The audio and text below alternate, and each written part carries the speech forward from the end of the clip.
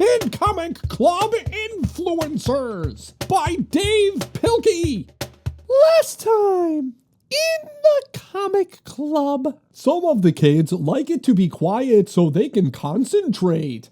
How is everybody concentrating? If you don't mind, we're going to record you concentrating, and I'm gonna stand over you just like this. Please go away. And what are you two miserable failures up to? Oh, I meant another comic. It's about Frogzilla, and then there's a robot Frogzilla. Too long, didn't cry, but it's got Dogman in it. Hooray, Dogman! Where are the frogs that are getting their book published? Oh, they're dead, and we stuffed them in the attic. I can't believe I'm going to see a dead body. Wait a minute, they're not dead. No, we just said that our brains are fried. How can your brain be French fries? Hey, you have a book. Wow, Melvin, how were you able to deduce that one?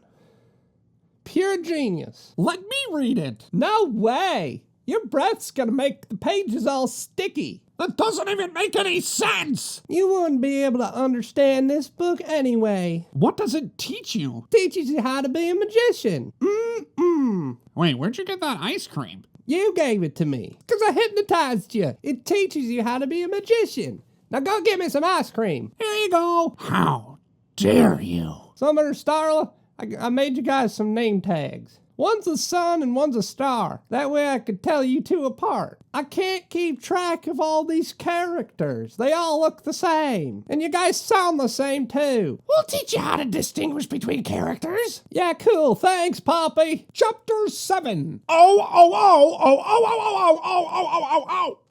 Well, folks, it's a frosty new morning, and school is about to begin. Shouldn't you kids be wearing coats? We're frogs. We're cold-blooded. We don't get cold. Oh, yeah. I forgot. This week, the children have been working on reports about historical influencers. Who would like to share their report first? Daddy, hey, Daddy, pick me, Daddy, please, Daddy, please, Daddy, please.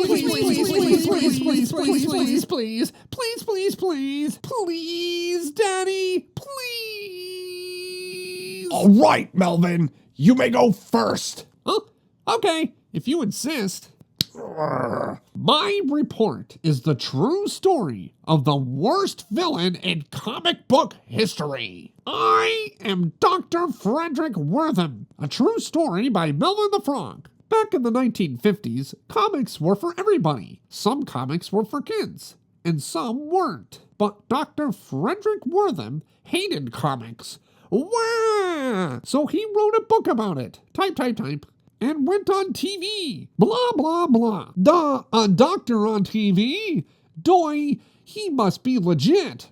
Comics turn kids into criminals. Gee whiz, I don't want my kid to be a criminal. Dr. Wortham spoke to politicians. Comics are dangerous. And soon, his message began to spread. Hey, what are you reading? Comics? What are you, a criminal? I guess so. Soon, comics were getting burned. Bye-bye, Batman. And censored. Approved by the Comics Code. Publishers went out of business, and lots of people lost their jobs. 60 years later, somebody found Dr. Wortham's notes, and she learned the ugly truth. That dude lied. He also destroyed evidence. Bye-bye. These reports disprove my theory and falsified his research. I don't read comics. I'll delete the word don't. Even though we now know he was a phony, Dr. Wortham's influence still lives on today. Comics aren't real books. Oh man, comics are not literature. Rats. What are you, a criminal? Aw, gee whiz. Moral. Don't be a bad influencer, okay? Rawr.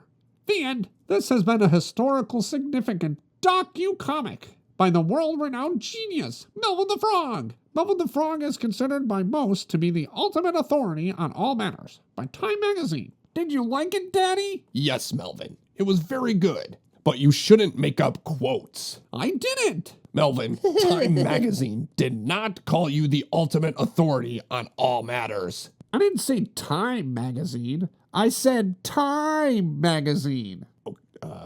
What's that? It's a magazine I made all by myself. Check it out.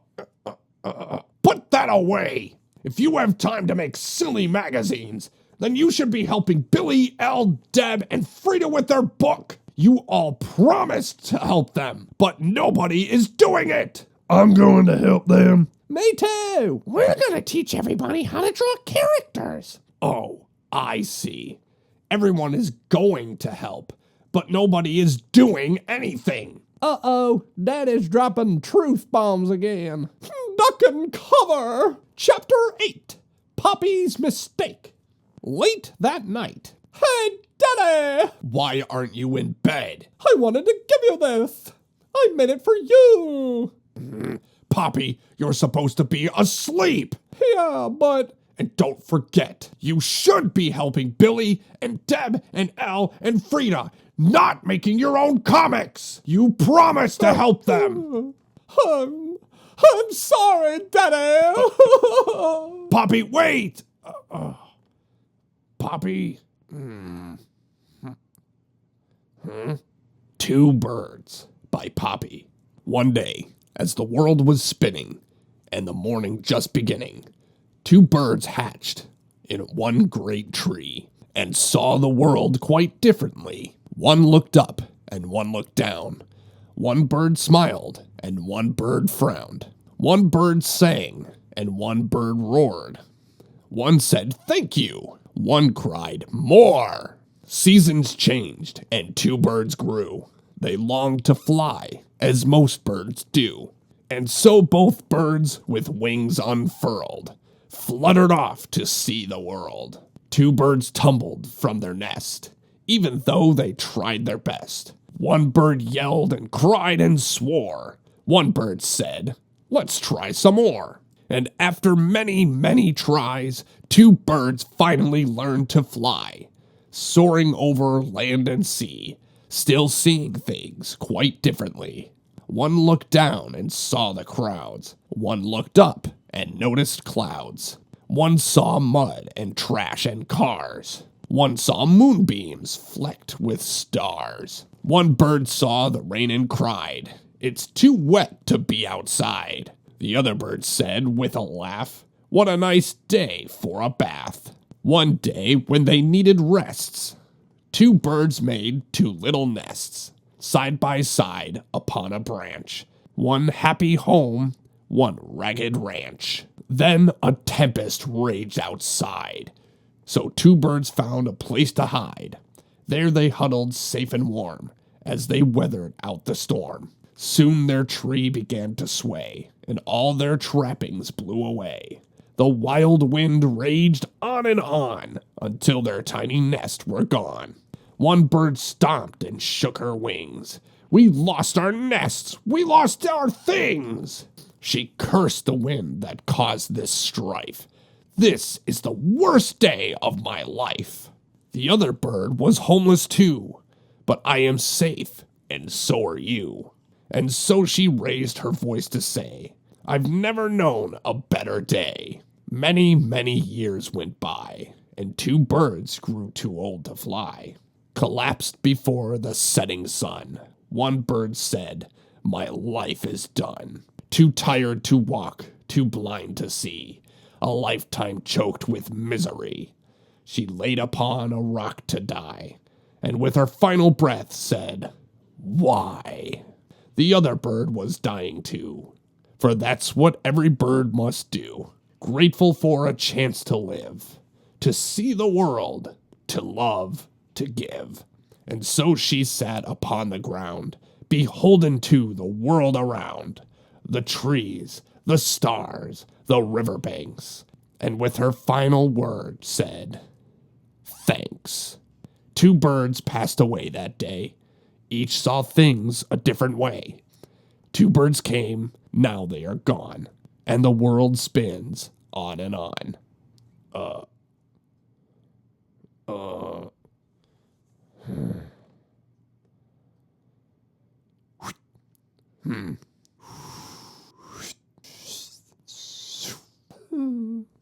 Poppy. Chapter 9. Daddy Forgets. Poppy, I'm sorry. I loved your comic book. You did?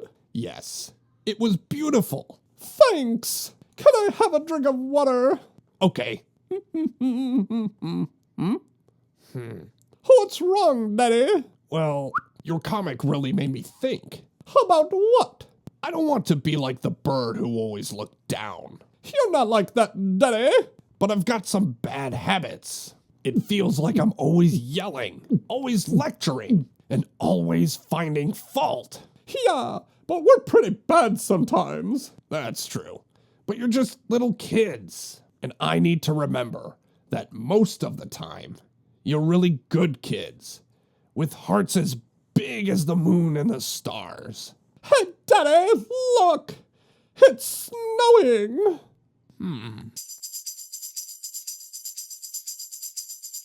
Poppy's ultra-dramatic comic seems to have hit the heartstrings of Flippy. This might be the turning point that Flippy needed. And it just might be the turning point for the comic club as well. And now that it's snowing, we'll find out what happens next time on Cat Kid Comic Club. A snow day! Yippee! Cat Kids copyright by Dave Pilkey. And it's published by Graphics and in print of Scholastic Ink. I really wish I could make comics like that. That brought a tear to my ear. Well, I'll see you next time. I gotta go now. Love you, bye.